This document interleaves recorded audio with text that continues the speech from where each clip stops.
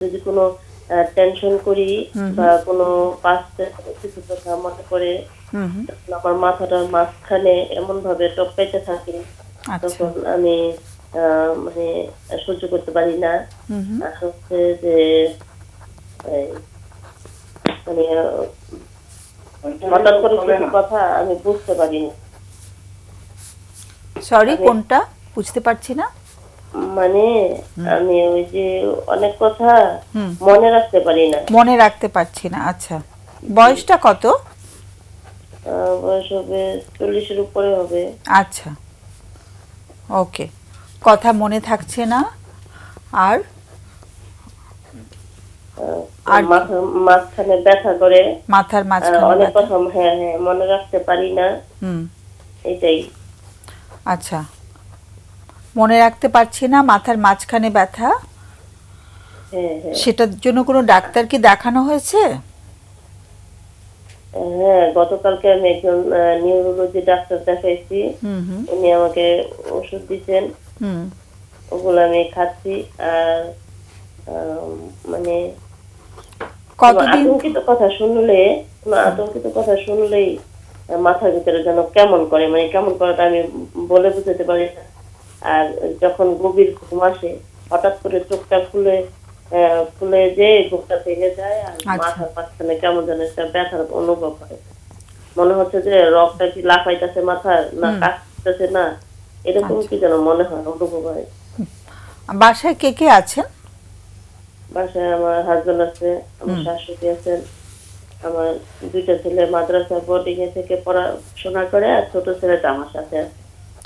আহ, তিনটা ছেলে? জি জি আচ্ছা। বড় দুটো ছেলে মাদ্রাসায় পড়ছে আর ছোট ছেলেটা সঙ্গে আছে। জি আচ্ছা। আর শাশুড়িও আছেন সঙ্গে, তাই তো? জি জি জি। আচ্ছা আচ্ছা। অতীতের কথা মনে পড়লে খুব কষ্ট হয়। অতীতের হ্যাঁ। কোন কথাগুলো, কি ধরনের কথা? মানে কোনো আতঙ্কিত কথা শুনলেই কেমন যেন নার্ভাস লাগে। আতঙ্ক, নিজেকে কিরকম সামলাইতে আতঙ্কিত পারি না। কথা, একটা উদাহরণ দেওয়া যেমন যাবে? হুম যেমন হ্যাঁ, আমি আমার এবার রমজানে আমি ভীষণ ভাবে অসুস্থ হয়েছি। তো হুম এই এত বছর বয়সে আমি এত অসুস্থ হই নাই। হুম। মনে হচ্ছে যে আমি প্রতি মুহূর্তে মারা যাব, এরকম একটা ভয় আমার ভিতরে কাজ করে। কাজ আচ্ছা। করলেই আমি এরকম মানে আতঙ্কিত একটা ভাব হয়েই মাথার মাঝখানে যেন কেমন করে, ওইটাই আমি সামলাইতে পারি না। হ্যাঁ, আতঙ্কিত কথা। একটা উদাহরণ দেওয়া যায়। একটা তো হচ্ছিল রমজানের সময় ভীষণ ভয় লেগেছিল, ভীষণ অসুস্থ হয়ে গেছিলে, কিন্তু কোন ধরনের কথাগুলো শুনলে আরো বেশি ভয় লাগে, ভয়টা বেড়ে যায়, কি ধরনের কথা? যেমন আহ, যেমন কেউ মারাত্মক ভাবে অ্যাক্সিডেন্ট হলো, আচ্ছা। বা মৃত্যুর একটা সংবাদ, বা আমি যে মারা যাব, হুম। আমার কি অবস্থা হবে, মানে এরকম কিছু কথা মনে পড়লেই মাথাটার মাঝখানে যেন কেমন করে। কেউ অ্যাক্সিডেন্ট করেছে সেটা শুনলাম, আরেকটা হচ্ছে যে আগে কোনো কিছু ঘটেছে সেটা থেকেও আমি অসুস্থ বোধ করছি। হ্যাঁ কোনটা হ্যাঁ, হচ্ছে বেশি? পারিবারিক ভাবে হুম সংসারে বিভিন্ন ধরনের টেনশন, বা টেনশনটা তো থাকাটাই স্বাভাবিক। হুম। উত্তেজিত টেনশন, এগুলা ইদানিং আমি মনে করতেই পারি না, করার সাথে সাথে মাথাটার মাঝখানে যেন কেমন করে। আচ্ছা। পারিবারিকভাবে যে যদি কোনো আগে কোনো অশান্তি কিছু হয়ে থাকে সেগুলো মনে পড়লে তখন মাথাটা ধরে যায়। হ্যাঁ হ্যাঁ হ্যাঁ। আচ্ছা আচ্ছা, ওকে। এমনি কেমন চলেছে, মানে ছোটবেলা থেকে জীবনটা কেমন ছিল, বিয়ের পরে জীবনটা কেমন ছিল, একটু যদি শুনতাম। হ্যাঁ, ওই সময় খুব ভালো ছিল। বিয়ের পরও মোটামুটি ভালো মন্দ মিলাই ছিল। হুম হুম। একেবারেই যে ভালো ছিল বিষয়টাও তা না, আচ্ছা। আবার একেবারেই যে খারাপ ছিল তাও না। হুম। মোটামুটি ভাবে দিনগুলো যাচ্ছিল। আহ, বিয়েটা কি পরিবারের মাধ্যমে হয়েছে নাকি জানাশোনার মধ্যে হয়েছে? না না, পারিবারিকভাবে? জি পারিবারিক ভাবে, হ্যাঁ। আচ্ছা। পড়াশোনা কতটুকু? এই এসএসসি পরীক্ষা দেই নাই। আচ্ছা। অল্প বয়সে বিয়ে হয়ে গেছে? না না, আচ্ছা। কত বছর 20, বয়সে বিয়ে হয়েছে? 20-21 হবে। কত? 20-21 20-21। এরকম। বিয়ের জীবনটা কি ভালো মন্দ মিলিয়ে কেটেছে? হ্যাঁ হ্যাঁ, জি জি। আচ্ছা। কিছু ভয়ের কোনো ঘটনা কি ছিল, মানে ভয় পাওয়ার মতন কিছু পরিবেশটা, হ্যাঁ হ্যাঁ হ্যাঁ পরিবেশের মধ্যে ভয় পাওয়ার মতো কিছু ছিল? হ্যাঁ, এই জন্যই আমার ওই কথাগুলো মনে পড়লে আতঙ্কিত হয়ে রাইট। মাঝখানটা যেন কেমন করে। ছোটবেলায়ও কি আতঙ্কিত না হওয়ার না মতো? না না না। ছোটবেলায় কিছু হয় না, বিয়ের পরে যা হবার হয়েছে, তাই হ্যাঁ তো? জি, সেই কথাগুলো মনে পড়লে এখন মানে আবারও খুব অসুস্থ লাগে, তাই তো? হ্যাঁ হ্যাঁ হ্যাঁ। সেই কারণে মাথাটা কি হয়, মাথার মধ্যে কি হতে থাকে? মানে মাথার মাঝখানটায় মনে হচ্ছে যে কোনো কাজ করে না। আর আমি এতভাবে একটা কথা, যেমন আমার হাজবেন্ড একটা কথা আমাকে বলে গেল, ওই কথাটা আমি বারবার মনে করতে চেষ্টা করি, কিন্তু আমার মনে আসতেছে না। ইদানিং এই কাজটা হইতেছে, আগে ও, ভুলে যাচ্ছ? হ্যাঁ হ্যাঁ। আচ্ছা আচ্ছা, ওকে। তো তাহলে তো অনেক কষ্ট হচ্ছে। এমনি খাওয়া দাওয়া, অন্যান্য ঘুম টুম এগুলোর কি অবস্থা? খাওয়া দাওয়া ভালো। ঘুম হচ্ছে না। ওই যে গভীর ঘুমটা যখন আসে তখন হঠাৎ করে চোখটা খুলে যায় আর শরীরটা ধড়ফড় করে কাঁপায়, আর মাথার মাঝখানটা যেন কেমন করে। ওই দুইটাই আমি সহ্য করতে পারি না। আচ্ছা, ওকে। একটু লাইনে থাকতে হবে, আমাদের অতিথিরা তো মানে আছেন এখানে, একটু ওদের কোনো প্রশ্ন থাকতে পারে, একটু ওদেরকে জিজ্ঞেস করি কোনো প্রশ্ন আছে কিনা, কেমন? একটু লাইনে থাকতে হবে কষ্ট করে। হামিদ কোনো প্রশ্ন করবে? আচ্ছা, একটু বলবেন আপনার সন্তানদের সাথে আপনার সম্পর্কটা কেমন? জি ভালো। শাশুড়ির সাথে? জি সবার সাথে আমার ভালো সম্পর্ক। ভালো সম্পর্ক। বড় দুই সন্তান তো মাদ্রাসায় পড়ে, ওখানে থেকে পড়ে, তাই না? জি জি। তাদেরকে কি খুব মিস করেন বা তাদের সাথে দেখা সাক্ষাৎ হয়? হ্যাঁ, আমার ছেলেটার সাথে প্রতিদিন দেখা হয়, ওকে খানা দিয়ে আসি। বড় ছেলেটা মাসে একদিন বাসায় আসে। আচ্ছা ও হচ্ছে হাফেজি পাস করে কিতাবখানায় পড়ে, মাওলানা লজিক পড়ে। আচ্ছা আচ্ছা। আর আপনার এই যে কষ্টটা হচ্ছে, এটা কত বছর থেকে? এই এই সমস্যাটা আমার এই 2-3 মাস যাবত এরকম সমস্যা। আর একটু বেশি হবে হয়তো, 3-4 মাস। আচ্ছা আচ্ছা। মানে যে যখন মাথার যন্ত্রণাটা আচ্ছা, মনে রাখতে পারি না।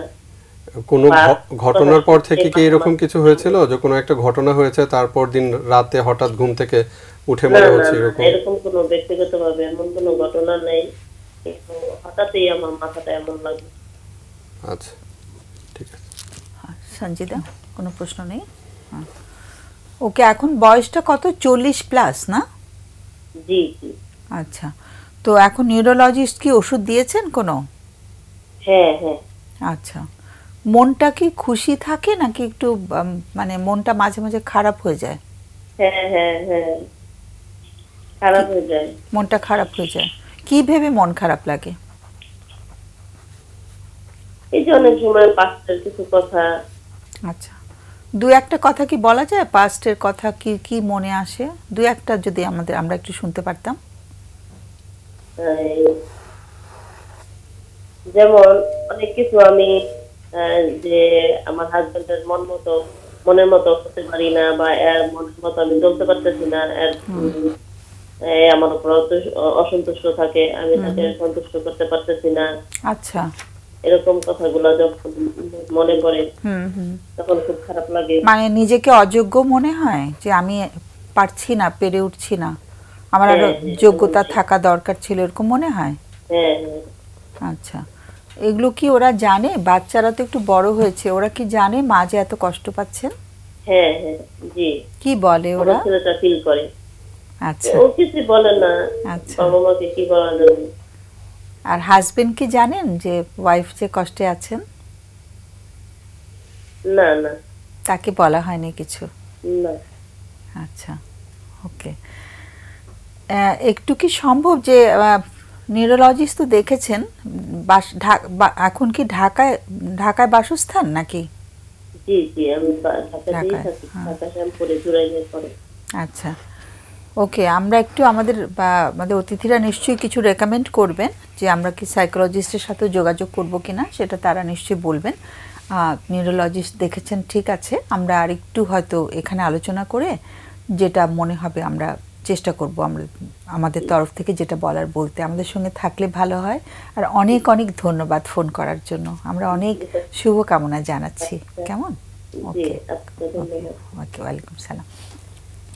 হ্যাঁ, তুমি কিছু বলবে ফোনটা নিয়ে? হ্যাঁ, ভদ্রমহিলার মধ্যে মনে হচ্ছে তীব্র একটা ভয় আছে, এবং এই ভয়ের উৎস যদি খুঁজি তাহলে ভয়ের উৎসটা সম্ভবত আমি যেটা আপনি বলছিলেন যে হাজব্যান্ডকে সন্তুষ্ট করতে পারছি না, আমি ঠিক না, আমার হাজব্যান্ডই ঠিক, এবং ওনার ভেতরের যে মনের হাজব্যান্ডকে আমি সন্তুষ্ট করতে পারিনি, এই দৈন্যতাটা আমার, তার মানে আমি আমার ভালো স্ত্রী না। এবং ওনার এই দুঃখের জায়গাটা বড় ছেলেটাও বোঝে, এবং বড় ছেলেটা যখন মাকে রিসিপ্রোকেট, মাকে বলছে না যে না তুমি খারাপ স্ত্রী, তার মানে ভদ্রমহিলার নিজের সাথে একটু নিজের আবার বোঝার জায়গাটা, বোঝাপড়ার জায়গাটা দরকার, যে আসলে কি আমি খারাপ, নাকি আমার সর্বোচ্চটুকু চেষ্টা করার পর একটা সময় এসে তো আমাকে নাটা মেনে নিতে হবে, বা আমি এটুকু আমার সীমাবদ্ধ, কতটুকু হলে আসলে উনি নিজেকে নিজে ভালো স্ত্রী ভাববেন, এই সংজ্ঞাটাও ওনার বোঝা দরকার। কাজে ভয়ের জায়গাটাকে খুব জরুরি দরকার, এবং এটাকে খোঁজার জন্য আজকের বিষয়ে সাইকোথেরাপি খুব ভালো একটা উপায় বলে উনি ভাবতে পারেন। দ্বিতীয় জায়গাটা হচ্ছে ওনার ভেতরে কিন্তু একটা ডেথ ডিনাইং কালচারও আছে, মৃত্যুকে ভয় পাওয়ার জায়গাটা, যেটা ইদানিং চিকিৎসা বিজ্ঞানে গত 60 থেকে 70 বছর 80 বছরে তৈরি হয়েছে, যে মৃত্যুর কথা শুনলে ভয় লাগে, আমি মারা যাচ্ছে কিনা ভয় লাগে। কিন্তু আমাদের কালচারে তো মৃত্যু প্রথম থেকেই ছিল, আমরা তো খুব সহজভাবেই নিয়েছি, কিন্তু এখন কেন হচ্ছে, এটাও একটা চিন্তার জায়গা। এবং এই দুই চাপ না নিতে এখন যখন আর শরীর মানে মন নিতে পারছে না, শারীরিক ক্রিয়া আসছে, এবং ওনার মনোদৈহিক সাইকোসোম্যাটিক রেসপন্স হচ্ছে, যার জন্য ঘুম ভাঙলে ওনার খারাপ লাগছে। এবং যেটা যদি বাংলায় বলো ভালো হয়, যেটা ঘুম ভাঙলেই উনি বলছেন যে শরীরটা কেঁপে যাচ্ছে, হাত পা কাঁপছে, এবং উনি কিন্তু প্রথমেই শুরু করলেন যে মাথার মাঝখানে কষ্ট হচ্ছে, ব্যথা সহ্য করতে পারছি না, কোনো কিছু বুঝতে পারছি না, সব কিছু মনে হচ্ছে যে ফাঁকা হয়ে যাচ্ছে, এই জায়গাগুলা। তার মানে মনোদৈহিক চাপ, দীর্ঘমেয়াদী ভয়, মন আর নিতে পারছে না, শারীরিক প্রতিক্রিয়া, এই টোটাল কথাটাই কিন্তু ওনাকে জানানো হচ্ছে, ওনার মনই ওনাকে জানাচ্ছেন। এবং এই মনের ভাষাটা বোঝার জন্য কিন্তু আসলে সাইকোথেরাপি আজকে বিষয়ের সাথে ওনার এই জায়গাটা খুবই সংলগ্ন, আসাটা জরুরি। নিউরোলজিস্ট দেখেছেন, ওষুধ দিয়েছেন, খুব ঠিক আছে, ওষুধগুলো খান, সেটার সাথে কোনো বিরোধ নেই, কিন্তু অবশ্যই ওনার একদম সরাসরি সাইকোথেরাপি শরণাপন্ন হলে উনি আরাম পাবেন। একজন সাইকোলজিস্ট যিনি প্রশিক্ষণ নিয়ে কাজ করছেন, হ্যাঁ, এরকম কারো কাছে উনি ঢাকা বিশ্ববিদ্যালয়ে যেতে পারেন, যেখানে 4 তলা এবং 5 তলায়, যেহেতু ঢাকায় থাকে, সেবা দেওয়া হয়, মানে কি বলে কলা ভবনের 4 তলা এবং 5 তলায়, সেখানে উনি খোঁজ করতে পারেন আর কি। আমরা আলোচনা করছিলাম যে ওনার ভিতরে তীব্র ভয় কাজ করছে, এবং একটা ডেথ ডিনাইং কালচার, মৃত্যুকে অস্বীকার করার প্রবণতা ছিল, এবং আমরা বলছিলাম যে মনোদৈহিক প্রতিক্রিয়া হচ্ছে, কারণ ভয়টাকে উনি ঠিক মতো নিয়ে আসতে পারছিলেন না, এবং যেই কারণে আমরা আলাপ করছিলাম যে একটু সাইকোথেরাপিতে, কাউন্সিলিংয়ে যদি উনি আসতে পারেন সাইকোলজিস্টের কাছে, এবং আপনি ঢাকা বিশ্ববিদ্যালয়ের 4 তলা 5 তলা কলা ভবনে ওখানে যাওয়ার কথা বলছিলেন। এই জায়গাটায় আমরা এটাও দেখলাম যে ওনার ভেতরে একটা ভয়ের জায়গা ছিল, যে উনি হাজব্যান্ডকে সন্তুষ্ট করতে পারছেন না, এবং বয়সটা কিন্তু 40+। দুটো জিনিস এখানে চলে আসতে পারে, একটা হচ্ছে মেনোপোজে যেহেতু ঢুকতে যাচ্ছেন, ওনার কি একটু দ্রুত মেনোপোজ হচ্ছে কিনা। এখন যেহেতু পরিবেশ দূষণের জন্য বাংলাদেশকে বলা হয় যে ইনোসেন্ট ভিকটিম ক্লাইমেট চেঞ্জের বা পরিবেশ দূষণের, আমাদের সব কিছু আর্লি হচ্ছে, বাচ্চাদের বয়সন্ধিও আর্লি হচ্ছে, মেনোপোজও আর্লি হচ্ছে। তো সেই জায়গায় উনি কি একটু ওটা কোনো একটা ব্যাপার কিনা, এটা একটু দেখা। দ্বিতীয়ত, উনি কি ওনার দাম্পত্য জীবনে কোনো ইনসিকিউরিটিতে ভুগছেন কিনা, অনিরাপত্তায় ভুগছেন কিনা দাম্পত্য সম্পর্কের ক্ষেত্রে। কারণ দুটো ছেলে চলে গেছে, বাসায় একটা ছোট ছেলে, এবং ওনার মেয়ে নেই। এই সময়গুলোতে মেয়েরা না অনেকটা ওই যে আটপৌরে শাড়ির মতন, যেটা একটু মেলে দিতে পারি, মারের গন্ধ ঝরঝরে, রাত্রে একটু আরাম করে শুতে পারি। উনি সম্ভবত বাসায় মেয়ে না থাকায় এই জায়গাটাও একটু এক্সপ্লোর করা দরকার। সেটাই। তোমার কথা শুনে আমার একটু আগে আমরা বিরতির সময় আমার মায়ের কথা বলছিলাম, যে আমি তো মায়ের সর্বকনিষ্ঠ সন্তান, আমার মায়ের সাথে আমার অনেক গল্প হতো। তা আমি ভাবছিলাম যে আসলে মেয়েরা মায়ের সঙ্গে গল্প করলে বসে বসে মায়ের মনটা কিন্তু ভালো হয়, তাই না? মানে ডেফিনেটলি আমরা ওনাকে কষ্ট আরো দিতে চাচ্ছি না এটা বলে যে মেয়ে নেই, কিন্তু এটা তো কিছু করার নেই আসলে। মানে যেহেতু কনিষ্ঠ সন্তান একজন আছে, সে যদি আরেকটু মায়ের সঙ্গে থাকে বোধহয় ওনার একটু একটু শান্তি হবে। আমি জানি না কতটুকু, আমার জিজ্ঞেস করা হয়নি যে ছোট ছেলেটি মায়ের সঙ্গে একটু থাকে কিনা, কারণ মা খুব কষ্টে রয়েছেন, এটা এটা একদম পরিষ্কার। একদম। হামিদ। আর আরেকটা, সবই মোটামুটি চলে এসেছেন একদম ডিটেইলে। আরেকটা জিনিস আমি বলবো, উনি যদি মনে করেন ওনার হাজব্যান্ডের সাথে সম্পর্কটা মোটামুটি ভালো, উনি ওনার কষ্টের জায়গাটা শেয়ার করতে পারেন বা একটু ওনার সাথে ওপেন হতে পারেন যে আমার এই সময়টা খুব খারাপ যাচ্ছে, বা উনি কি বলেছেন মোটামুটি ভালো কি বলেছেন? উনি খারাপ তা বলেন নাই, হ্যাঁ, ভালো বলেন, ভালো বলেন নাই, কিন্তু বৈবাহিক দাম্পত্য জীবনটা ভালো মন্দ মিলেই তো খুব বেশি খারাপ এটা আমরা বলতে পারছি না, হ্যাঁ, আমরা জানি না। সেক্ষেত্রে উনি যদি মনে করেন যে এটা একটা চ্যালেঞ্জিং টাইম উনি পার করছেন, এই সময়টা হয়তো বেশি দিন থাকবে না, উনি যদি নিজের যত্নটা সুন্দরভাবে নেন এবং প্রপার, যেটা বললেন সঞ্জিদা আপা, যে একটু সহযোগিতা নেন, প্রফেশনাল সহযোগিতা নেন, আশা করি এখান থেকে অনেকটাই বের হয়ে আসতে পারবেন। কিন্তু উনি যদি মনে করেন, অনেক কিছু আমরা ভাবি যে এভাবে মনে হয় হাজব্যান্ড ভাবছে, হয়তো হাজব্যান্ড হয়তো ভাবছেও না, কিন্তু আমি মনে করে নিচ্ছি বিকজ অফ মাই ইনসিকিউরিটি, সেই জায়গাটা উনি যদি একটু ক্লিয়ারলি ওনার হাজব্যান্ডের সাথে কথা বলেন, কারণ ওনার এই সমস্যাটা খুব বেশি দিন না, উনি বলেছেন 2-3 মাস থেকে, এটা যদি অনেক বছরের পর বছর হতো সেটা একরকম কথা, এবং এই 2-3 মাসে উনি কিন্তু ঘটনাগুলো আগের ঘটনা মনে পড়ে যাচ্ছে।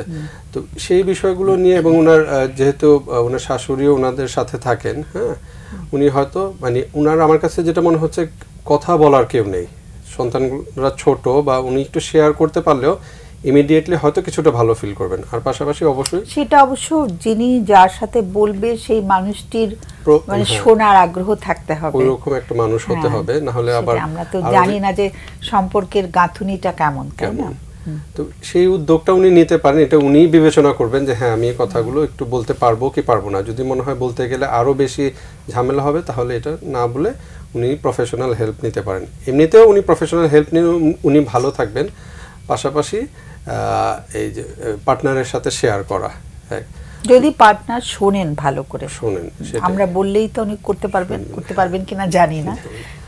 আর 2 নম্বর হচ্ছে ওনার শারীরিক অবস্থাটা কেমন, যেহেতু সঞ্জিদা আপা বলেছেন এমন একটা এইজ রেঞ্জে আছেন, শারীরিকভাবে অনেক রকম মানে বিক্ট্রে করবে শরীর অনেক ক্ষেত্রে, সেই জায়গাটা উনি যদি আইডেন্টিফাই করেন যে ওনার ডায়াবেটিক, ব্লাড প্রেশার, আদার্স কোনো ইস্যু আছে কিনা যেটার কারণে ওনার মুডটা অনেক অফ থাকে, বা উনি মানসিকভাবে একটু মানে স্ট্রেংথ পান না, অনেক সময় হয় কি দীর্ঘ জীবন, সাংসারিক জীবনটা যদি একভাবে যায়, অনেক সময় একটু মেন্টালি উইক, শারীরিক এবং মানসিক। বিয়েটা কোন বয়সে হচ্ছে আমাদের? 20 বছর, 20-21 বছর আমি জিজ্ঞেস করেছিলাম। হ্যাঁ, তার মানে এখন ওনার বয়স যা, অর্ধেক বয়সী ওনার বৈবাহিক জীবনের অনেক রেসপন্সিবিলিটি ছিল, একটা পর্যায়ে গিয়ে কিন্তু অনেক সময় অনেক টায়ার্ডনেস চলে আসে। সেই জায়গাটায় উনি যদি অ্যাড্রেস করেন যে আসলে এরকম কিছু হচ্ছে কিনা, এবং সেটার জন্য ওনার শারীরিক, মানসিক অন্য কোনো সমস্যা ইন বিটুইন হচ্ছে কিনা, সেগুলোকে অ্যাড্রেস করা এবং সেই ট্রিটমেন্টগুলো নেওয়া, এটা ওনাকে আবার হয়তো ঘুরে দাঁড়ানোর একটা শক্তি যোগাবে। আর কাউন্সিলিংয়ের যে জায়গাটা, এগুলোই মোটামুটি উনি করতে পারেন ওনার ভালো থাকার জন্য।